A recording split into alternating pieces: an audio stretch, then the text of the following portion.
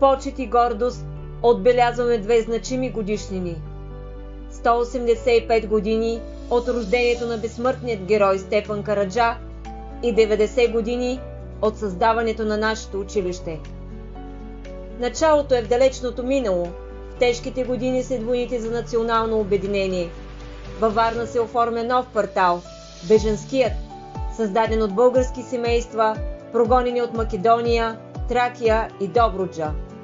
Въпреки оскъдния живот, най-голямата грижа на тези хора е бъдещето на техните деца. Те нямат училище. На 24 май 1932 година, денят на славянската писменост и култура, децата от квартала излизат с изработени от тях и техните учители плакати с надписи «Направете ни училище». Трогната, градската управа решава да сбъдне мечтата им. През юни 1933 година започва строежът на сградата. И след само 8 месеца, в резултат на усърдния труд на общината, на учителите и на жителите от квартала, на 11 януари 1934 година, така желаното училище е тържествено открито. Наименувано е с гордото име на славния Стефан Караджа. През 1935 година училището е одобрено за основно, а през 1960 година става първото осмокласно училище в града. С времето обликът на училището се променя и едноетажната някога сграда постепенно придобива съвременния си вид. През 21 век то продължава да се модернизира. През 2019 година сградата е изцяло реновирана. През 2022 се здобива с нова спортна площадка, а през настоящата 2025 година е в ход изграждането на STEM център, който ще позволи съвременно и иновативно обучение на учениците. Начело на училището винаги са били високо ерудирани и всеотдайни личности. Имената им са оставили трайни и дълбоки следи в историята на училището.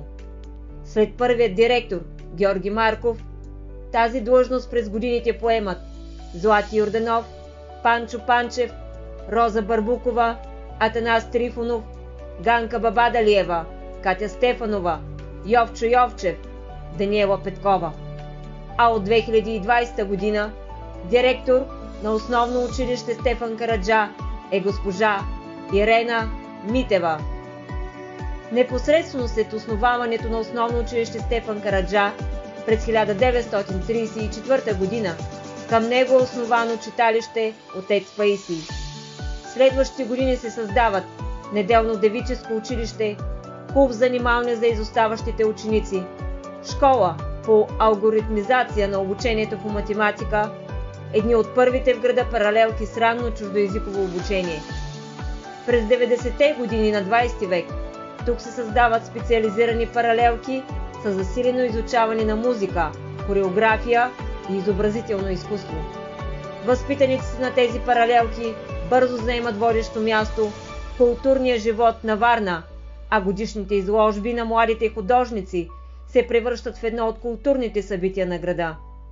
Заедно с усърдната работа за постигането на тези успехи върви и признанието за ползотворната работа на учителските колективи.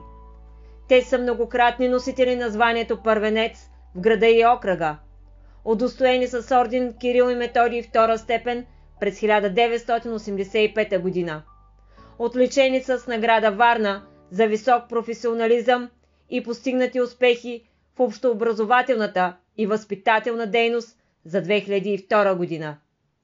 Днес, 90 години по-късно, основно училище Стефан Караджа е не просто училище.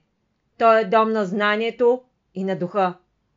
Тук всяко дете намира подкрепа и вдъхновение, и вярата, че е способно да полети към мечтите си. Честит празник, скъпо училище!